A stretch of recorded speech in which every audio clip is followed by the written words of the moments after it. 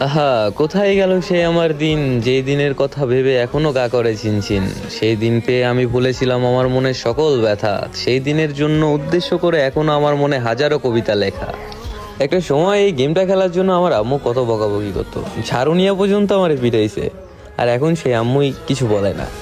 আমার সেই old Scott মেটগুলাও এখন গেম খেলে না, তারা সবাই ব্যস্ত তাদের পার্সোনাল লাইফ নিয়ে।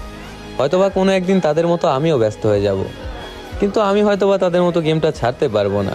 এই গেমটার প্রতি আমার আবেগ, মায়া, ভালোবাসা, স্মৃতি সব জড়িয়ে আছে, কিভাবে ছাড়ি তারে আমি। মাঝে মধ্যে কিছু কথা ভেবে খুব আফসোস হয়, সময় আসলে এতটাই স্বার্থপর। আগে যেখানে গেম প্লে দেখে পোলাপেন হ্যাকার বলতো, আর এখন পোলাপেন বট কয়। যারা কিনা আমাদের পাশে বসে গেম প্লে দেখছে, যারা আমাদের সেটিংস নিছে, আমাদের হাতটা ধরেই গেমিং কমিউনিটিতে আছে, তারাই এখন 7-0 দিয়ে চলে যায়। বাহ ভাই, আসলে সময়ের সাথে সাথে সবকিছুই পরিবর্তনশীল। এটাও হয়তো একদিন পরিবর্তন হয়ে যাবে।